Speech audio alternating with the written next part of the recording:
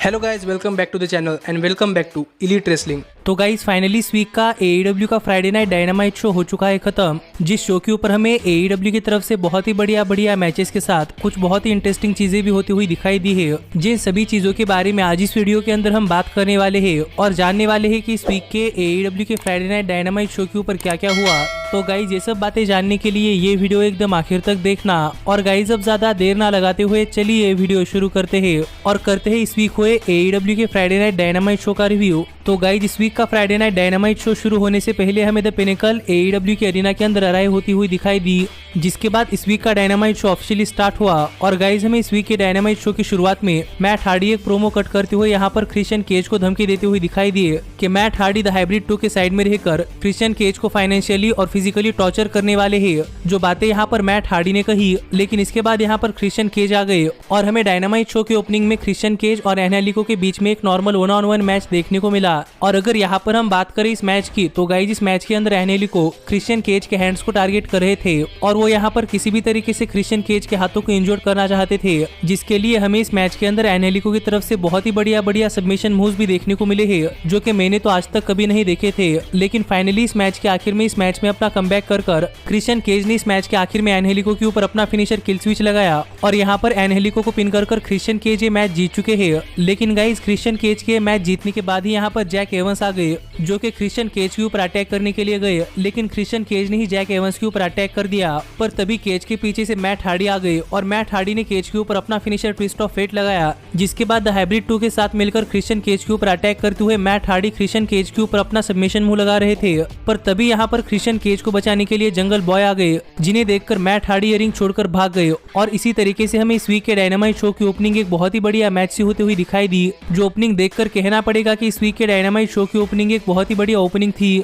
पर इसके बाद हमें डायनामाइट शो के ऊपर टोनी शिवानी एक बहुत ही बड़ी अनाउंसमेंट करती हुई दिखाई दी कि गाइज नेक्स्ट वीक हमें AEW के डायनामाइट शो के ऊपर एक बहुत ही बड़ा डेब्यू देखने को मिलने वाला है। और गाइज ये डेब्यू आर्न एंडरसन के बेटे ब्रॉक एंडरसन का होने वाला है। पर जब यहाँ पर टोनी सिर्फ ब्रॉक कहकर रुक गए थे, तब मुझे ऐसा लगा कि हमें प्रोबेबली AEW कंपनी के अंदर ब्रॉक लेसनर डेब्यू करते हुए दिखाई दे सकते हैं। पर ये ब्रॉक लेसनर नहीं बल्कि आर्न एंडरसन के बेटे ब्रॉक एंडरसन थे, जिसके बाद यहाँ पर कोडी रोड्स, आर्न एंडरसन और ब्रॉक एंडरसन आ गए। और यहाँ पर बात करते हुए कोडी रोड्स ने कहा कि कोडी रोड्स को पता है कि किसी लेजेंडरी रेसलर का बेटा होने के बाद आपके ऊपर कितनी ज्यादा रिस्पॉन्सिबिलिटी आती है, और ब्रॉक एंडरसन को ये रिस्पॉन्सिबिलिटी याद दिलाने के लिए कोडी रोड्स ब्रॉक एंडरसन की मदद करने वाले हैं। पर तभी यहाँ पर बात करते हुए कोडी रोड्स ने कहा कि कोडी रोड्स को पता है कि लास्ट वीक के डायनामाइट शो के ऊपर एंथनी ओगोगो ने कोडी रोड्स को हराया है। जो बात कोडी रोड्स कर ही रहे थे, लेकिन तभी यहाँ पर क्यूटी मार्शल आ गए और यहाँ पर बात करते हुए क्यूटी मार्शल ने कहा कि कोडी यहाँ पर क्या कह रहे हैं कि एंथनी ओगोगो ने लास्ट वीक के डायनामाइट शो के ऊपर कोडी रोड्स को हराया है, क्योंकि क्यूटी मार्शल सबको बताना चाहते हैं कि लास्ट वीक के डायनामाइट शो के ऊपर वो क्यूटी मार्शल थे जिन्होंने कोडी रोड्स को पिन कर उस मैच के अंदर हराया था। पर इसके बाद बात करते हुए क्यूटी मार्शल बता रहे थे कि किस तरीके से कोडी रोड्स AEW कंपनी के अंदर नेपोटिज्म फैला रहे हैं, कि वो लेजेंडरी रेसलर्स के बेटों को ही अपने फैक्शन के अंदर लेते हैं और बाकी सारे रेसलर्स जैसे कि निक कामोराटो और एरन सोलो इन्हें अपने फैक्शन के अंदर नहीं लेते। और इसीलिए ही क्यूटी मार्शल कोडी के ऊपर टर्न हुए हैं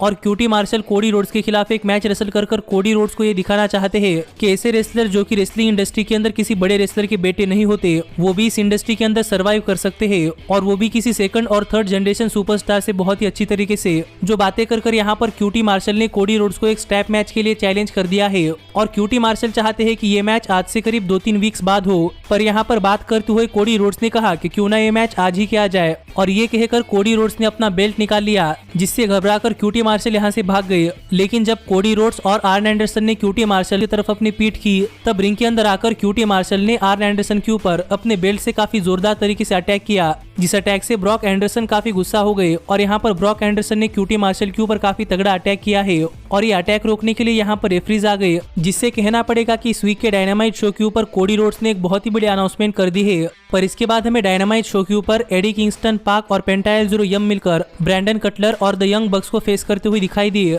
जिस मैच से पहले पाक से बात करते हुए एडी किंगस्टन चाहते थे कि पाक और एडी किंगस्टन एक ही पेज के ऊपर आ जाए, पर यहाँ पर पाक एडी किंगस्टन की एक भी बात सुनने के लिए तैयार नहीं थे। लेकिन जहाँ तक बात है इस मैच की, तो गाइज ये मैच शुरू होने के बाद बाद हमें इस मैच के अंदर ब्रैंडन कटलर काफी ब्रूटल बीटिंग लेते हुए दिखाई दिए है और इस मैच के आधे टाइम के लिए ब्रैंडन कटलर ने अकेले नहीं काफी ब्रूटल बीटिंग ली है, जिसमें एडी किंगस्टन, पाक और पेंटा एल जोरियम तो ब्रैंडन कटलर के ऊपर अटैक कर ही रहे थे, लेकिन कभी कभी एक्सीडेंटली यंग बक्स भी ब्रैंडन कटलर के ऊपर अटैक कर देते थे। पर इसके बावजूद भी हमें ये मैच एक काफी बढ़िया मैच देखने को मिला है और फाइनली इस मैच में एडी किंगस्टन और पाक ये दोनों ही सेम पेज के ऊपर आ गए। लेकिन गाइस जहां तक बात है इस मैच की विनर की, तो फाइनली जब इस मैच के आखिर में यंग बक्स ने सभी को साइड में लगाकर पाक के ऊपर अपना फिनिशर लगाया तो ब्रैंडन कटलर ने यंग बक्स से टैग ले लिया और वो चाहते थे कि वो पाक के ऊपर अटैक करे, पर ब्रैंडन कटलर का अटैग मिस हो गया, जिसके बाद एडी किंगस्टन ने ब्रैंडन कटलर के ऊपर अपना फिनिशर स्पिनिंग फिस्ट लगाया और ब्रैंडन कटलर को पिन कर पाक ने अपने टीम के लिए ये मैच जीत लिया है। लेकिन गाइस ये मैच खत्म होने के बाद यंग बक्स ने जरा भी टाइम ना लगाते हुए पाक के ऊपर अटैक करना शुरू कर दिया,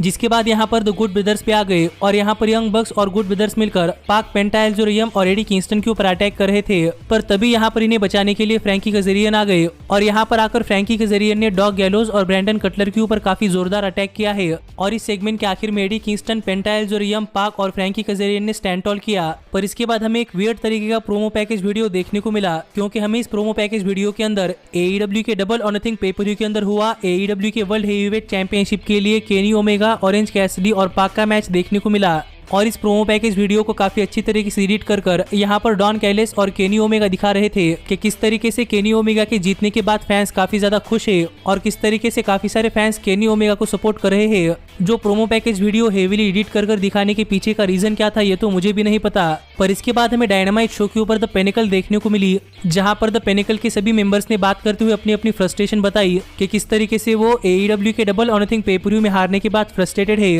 पर यहीं पर बात करते हुए वार्डलॉ ने जेक हेगर के मैच का चैलेंज एक्सेप्ट कर लिया है और यहाँ पर बात करते हुए MJF ने बताया कि माना कि MJF AEW के डबल और नथिंग पे पर व्यू के अंदर हुआ मैच हार चुके हैं, पर अब भी MJF का रिकॉर्ड क्रिस जेरिको के खिलाफ 2-1 है, जिस वजह से इसके बाद MJF क्रिस जेरिको को कभी भी रीमैच नहीं देने वाले और सैमी गवेरा को तो कभी भी नहीं। जो बातें यहाँ पर MJF कर ही रहे थे, लेकिन तभी यहाँ पर क्रिस जेरिको टाइटनट्रॉन स्क्रीन के ऊपर आ गए और यहाँ पर बात करते हुए क्रिस जेरिको ने कहा कि क्या MJF को समझ में नहीं आता कि क्रिस जेरिको ने पहले ही कहा है कि क्रिस जेरिको किसी भी तरीके से MJF के खिलाफ उनका एक रीमैच लेने वाले हैं। और यहाँ पर ये बातें कहकर क्रिस जेरिको और पूरी की पूरी इनर सर्कल ने मिलकर द पेनिकल के लिमोजिन को काफी बुरी तरीके से डिस्ट्रॉय किया और यहाँ पर तो जेक हेगर ने एक फोर्कलिफ्ट लेकर वो फोर्कलिफ्ट पेनिकल के लिमोजिन के अंदर ही घुसा दी, जिससे कहना पड़ेगा कि यहाँ पर पेनिकल का काफी बड़ा नुकसान हो चुका है। और पेनिकल के लिमोजिन का ये हाल कर जाते जाते बात करते हुए क्रिस जेरिको और सैमी गवेरा ने MJF से कहा कि क्या अब MJF को समझ में आया कि इनर सर्कल क्या कह रही है। जो बातें कर इनर सर्कल तो अरीना छोड़कर चली गई, पर हम रिंग के अंदर देख रहे थे कि पेनिकल का हर एक मेंबर काफी नाराज था।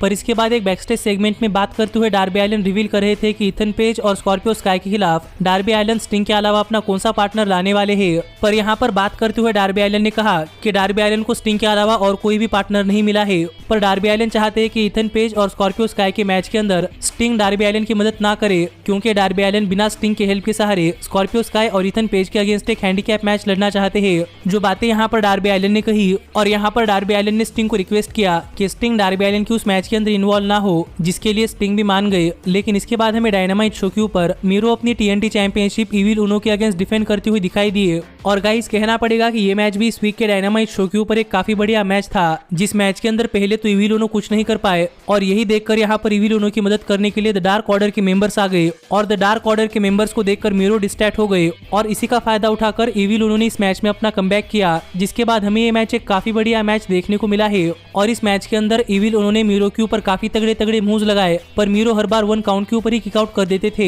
जिसके बाद यहाँ पर इविल उनो को सपोर्ट करने के लिए द डार्क ऑर्डर के सभी मेंबर्स आ गए, जिनमें -1 भी थे। और यहाँ पर -1 को देखकर इविल उनो मीरो के ऊपर ब्रॉडी ली का फिनिशर डिस्कस क्लोज लाइन लगाने के लिए गए, पर उस क्लोज लाइन से मीरो गिरे ही नहीं। पर फाइनली इविल उनो के ऊपर अपना फिनिशर गेम ओवर लगाकर यहाँ पर सबमिशन के सहारे मीरो ये मैच जीत चुके हैं और स्टिल है हमारे AEW TNT चैंपियन मीरो। जो मैच फिर एक बार एक बहुत ही बढ़िया मैच था, लेकिन इसके बाद हमें डायनामाइट शो के ऊपर अंद्रादे सियन एल्मस के लिए एक हाइप वीडियो देखने को मिला और हमें पता चला कि नेक्स्ट वीक अंद्रादे का एक सिट डाउन इंटरव्यू होने वाला है, जिसके बाद रिंग के अंदर खड़े होकर बातें करते हुए टोनी शिवानी ने केनी ओमेगा को यहाँ पर इंट्रोड्यूस किया और यहाँ पर टोनी शिवानी जानना चाहते थे कि जंगल बॉय के खिलाफ के मैच के लिए केनी ओमेगा किस तरीके से प्रिपेयर कर रहे हैं। जो सुनकर केनी ओमेगा और डॉन कैलिस काफी गुस्सा हो गए और यहाँ पर बात करते हुए डॉन कैलिस ने कहा कि हर कोई केनी ओमेगा से ये क्यों पूछ रहा है कि केनी ओमेगा जंगल बॉय के खिलाफ अपने मैच के लिए किस तरीके से प्रिपरेशन कर रहे हैं, और इसीलिए फाइनली यहाँ पर डॉन कैलिस सबको बताना चाहते हैं कि जंगल बॉय के खिलाफ मैच लड़ने के लिए केनी ओमेगा को कोई भी प्रिपरेशन करने की जरूरत नहीं है, जो बातें यहाँ पर डॉन कैलिस ने कही। लेकिन यहाँ पर माइक लेकर बातें करते हुए केनी ओमेगा कह रहे थे कि केनी ओमेगा को पता है कि जंगल बॉय अभी AEW कंपनी के काफी बड़े सुपरस्टार नहीं है और यहाँ पर ये मैच सेल करने की पूरी जिम्मेदारी केनी ओमेगा के ऊपर है और केनी ओमेगा ये मैच अकेले ही सेल करने वाले हैं, क्योंकि ओमेगा को पता है कि जंगल बॉय के अंदर इतने गट्स नहीं है कि वो ओमेगा के सामने आकर खड़े हो सके। जो बातें यहाँ पर केनी ओमेगा कर ही रहे थे, लेकिन तभी यहाँ पर जंगल बॉय आ गए और यहाँ पर जंगल बॉय को देखकर बातें करते हुए केनी ओमेगा ने कहा कि चलो जंगल बॉय तो केनी ओमेगा के सामने आ गए, लेकिन केनी को यह पता है कि जंगल बॉय बिल्कुल बात नहीं करते, इसीलिए वर्ल्ड के बेस्ट टॉकर के सामने जंगल बॉय जो कुछ अपनी 2 लाइंस कहने के लिए आए हैं वो 2 लाइंस कहकर जंगल बॉय रिंग छोड़कर चले जाए। जो बातें कर केनी ओमेगा ने माइक जंगल बॉय की तरफ कर दिया और यहाँ पर जंगल बॉय ने कहा कि केनी ओमेगा काफी ज्यादा बोलते हैं, जिससे गुस्सा होकर केनी ओमेगा जंगल बॉय के ऊपर अटैक करने के लिए गए, पर जंगल बॉय ने केनी ओमेगा का अटैक रिवर्स कर दिया और जंगल बॉय केनी के ऊपर अपना सबमिशन मुंह लगा ही रहे थे। लेकिन तभी यहाँ पर केनी ओमेगा को बचाने के लिए यंग बक्स आ गए और यंग बक्स को देखकर जंगल बॉय अरीना छोड़कर भाग गए। तो देखना पड़ेगा कि जब फाइनली जंगल बॉय और केनी ओमेगा एक दूसरे के आमने सामने आते हैं तो हमें जंगल बॉय और केनी ओमेगा के बीच में कितना बढ़िया मैच देखने को मिलता है। पर इसके बाद डायनामाइट शो के ऊपर बात करते हुए जेड कारगिल बता रही थी कि उनके नए मैनेजर मार्क स्टर्लिंग के साथ अलाइन होने के बाद जेड कारगिल की रेसलिंग मार्केट वैल्यू करीब 45% से इंक्रीज हुई है और यहाँ पर ये मार्केट वैल्यू और भी ज्यादा इंक्रीज करने के लिए जेड कारगिल कोई नया कैच फ्रेज लाने वाली है, जो बातें यहाँ पर जेड कारगिल ने कही। लेकिन इसके बाद डायनामाइट शो के ऊपर बात करते हुए स्कॉर्पियो स्काई और इथन पेज ने कहा कि स्कॉर्पियो स्काई और इथन पेज ने डार्बी एलन को सिर्फ एक ही काम दिया था कि डार्बी एलन स्टिंग के अलावा अपने आप के लिए कोई टैग टीम पार्टनर ढूंढ ले, पर डार्बी एलन ये काम भी नहीं कर पाए और अब डार्बी एलन स्कॉर्पियो स्काई और इथन पेज को अकेले ही फेस करना चाहते हैं। तो अब डार्बी एलन इथन पेज और स्कॉर्पियो स्काई से नहीं बच सकते और अब स्कॉर्पियो स्काई और इथन पेज डार्बी एलन को एक मच्छर की तरह मसल कर आगे जाने वाले हैं, जो बातें यहाँ पर स्कॉर्पियो स्काई और इथन पेज ने कही। पर इसके बाद हमें डायनामाइट शो के ऊपर लांस आर्चर एक्शन में देखने को मिले, जिनका मैच एक लोकल टैलेंट के अगेंस्ट था और इस मैच के लिए एंट्रेंस करते समय ही लांस आर्चर ने उस लोकल टैलेंट के ऊपर काफी बुरी तरीके से अटैक किया और यहाँ पर इस मैच में आकर उस लोकल टैलेंट के ऊपर काफी बुरी तरीके से अटैक कर उस लोकल टैलेंट को पिन कर लांस आर्चर ने ये मैच जीत लिया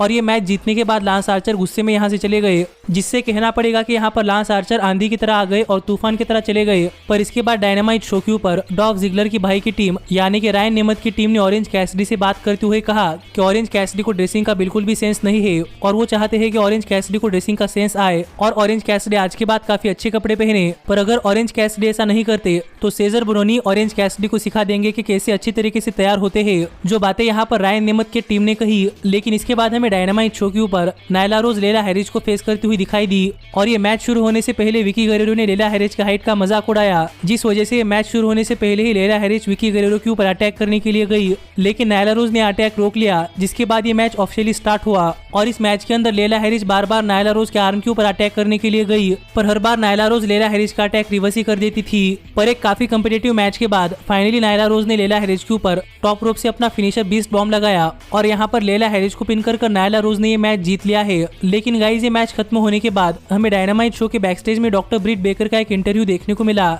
जहां पर बात करते हुए डॉक्टर ब्रिट बेकर ने कहा कि उन्हें पता है कि नायला रोज को दोबारा से रिलेवेंट होने के लिए टाइटल की जरूरत है, पर डॉक्टर ब्रिट बेकर इस टाइटल को रिलेवेंट बनाती है और इस टाइटल को थोड़ा फार और रिलेवेंट होने की जरूरत है, इसीलिए नायला रोज डॉक्टर ब्रिट बेकर के खिलाफ एक चैंपियनशिप मैच लड़ने का भूल ही जाए, जो बातें यहाँ पर डॉक्टर ब्रिट बेकर ने कही। पर इसके बाद AEW ने अपने नेक्स्ट वीक के डायनामाइट शो के लिए कुछ मैचेस एडवर्टाइज किए हैं, जो मैचेस कौन से हैं अगर आप जानना चाहते हैं तो आप ऊपर आए हुए कार्ड के ऊपर क्लिक कर हमारे चैनल के एप्लीकेशन के अंदर जाकर ये पूरा का पूरा आर्टिकल पढ़ सकते हैं और AEW के सभी अपडेट्स हमारे चैनल के ऊपर आने से पहले आपको हमारे चैनल के एप्लीकेशन के ऊपर जानने को मिलती है और वहां पर आप AEW कंपनी के फुल मैचेस भी चेकआउट कर सकते हैं। तो इसीलिए गाइज ये सभी सर्विसेज एकदम फ्री में पाने के लिए ऊपर आए हुए कार्ड के ऊपर क्लिक कर हमारी ये वीडियो चेकआउट कर हमारे चैनल के एप्लीकेशन डाउनलोड करना मत भूलना और ये वीडियो जरूर चेकआउट करना, क्योंकि हमारे चैनल के एप्लीकेशन डाउनलोड करने का तरीका थोड़ा सा अलग है, जो क्या है, क्यों है और कैसे है, ये सभी बातें मैंने इस वीडियो के अंदर एक्सप्लेन कर दी है। लेकिन जहां तक बात है इस वीक के डायनामाइट शो के मेन इवेंट की, तो इसके बाद टाइम हो चुका था इस वीक के डायनामाइट शो के मेन इवेंट का, जहां पर टीम टैज के ब्रायन केज और पावर हाउस हॉब्स मिलकर द डार्क ऑर्डर के नंबर 10 और एडम हैंगमैन पेज को फेस कर रहे थे। और गाइस कहना पड़ेगा कि फिर एक बार ये मैच एक काफी बढ़िया मैच था और हमें इस मैच में शुरुआत से लेकर आखिर तक बहुत ही बढ़िया पावर हाउस मूव्स दिखाई दिए हैं और इस मैच में कई बार मोमेंटम एडम हैंगमैन पेज की टीम के पास तो कई बार ब्रायन केज की टीम के पास जाता रहा और इसी मैच के दौरान रिकी स्टार्क्स और हुक भी इस मैच में रिंगसाइड पर आकर खड़े हो गए और जब इस मैच के आखिर में एडम पेज और डार्क ऑर्डर के नंबर 10 डोमिनेट कर रहे थे, तब हुक ने इस मैच में रेफरी को डिस्ट्रैक्ट किया, जिसका फायदा उठाकर रिकी स्टार्क्स चाहते थे कि ब्रायन केज अपनी FTW वर्ल्ड चैंपियनशिप से डार्क ऑर्डर के नंबर 10 के ऊपर अटैक करे। पर फिर एक बार यहाँ पर ब्रायन केज ने इस तरीके से अटैक करने के लिए मना कर ये चैंपियनशिप दूर फेंक दी, जो देखकर रिकी स्टार्क्स काफी ज्यादा गुस्सा हो गए और रिंगसाइड पर आकर रिकी स्टार्क्स ने ब्रायन केज के ऊपर काफी जोरदार तमाचा लगाया, जिससे ब्रायन केज काफी ज्यादा गुस्सा हो गए और ब्रायन केज रिकी स्टार्क्स के ऊपर अटैक करने के लिए रिकी स्टार्क्स के पीछे पीछे ये मैच छोड़कर चले गए, जिसके चलते इस मैच के आखिर में विल हॉब्स अकेले ही बचे हुए थे। पर इस मैच के विनर के बारे में बात करने से पहले मैं आपको बताना चाहूंगा कि गाइज आप ये पूरा का पूरा मैच ऊपर आए हुए कार्ड के ऊपर क्लिक कर हमारे चैनल के एप्लीकेशन के अंदर जाकर चेकआउट कर सकते हैं। पर फाइनली इस मैच के आखिर में पावर हाउस हॉब्स के ऊपर डार्क ऑर्डर के नंबर 10 ने अपना फिनिशर कटर लगाया और एडम हैंगमैन पेज ने पावर हाउस हॉब्स के ऊपर अपना फिनिशर बकशॉट लैरिएट लगाया और यहाँ पर पावर हाउस हॉब्स को पिन कर एडम पेज और द डार्क ऑर्डर के नंबर 10 ये मैच जीत चुके हैं। और ये मैच खत्म होने के बाद the dark order, Adam hangman page और डार्क ऑर्डर के नंबर 10 बियर पीकर अपनी जीत सेलिब्रेट कर रहे थे, तो वही दूसरी तरफ नेगेटिव वन पानी पीकर अपनी जीत सेलिब्रेट कर रहे थे, क्योंकि वो भी काफी छोटे हैं। और इस तरीके से इस वीक का डायनामाइट शो ऑफ एयर चला गया और कहना पड़ेगा कि इस वीक का डायनामाइट शो फिर एक बार एक काफी बढ़िया डायनामाइट शो था। और लास्ट वीक के डायनामाइट शो के मुकाबले हमें इस वीक के डायनामाइट शो के ऊपर काफी सारी इंप्रूवमेंट्स देखने को मिली है। पर गाइज आप मुझे कमेंट कर बताइए कि इस वीक के डायनामाइट शो के ऊपर आपका क्या कहना है। लेकिन अब मैं मिलता हूँ आपसे अगली वीडियो में, पर तब तक stay healthy, stay happy and keep watching elite wrestling. Hey, did you like that video? Click the screen for more. And where do you think you're going? Check out our official merchandise page and to support the entire cast. And thanks so much for being the elite. The elite, the elite. What, Nick, you're not going to sing it all with me this time?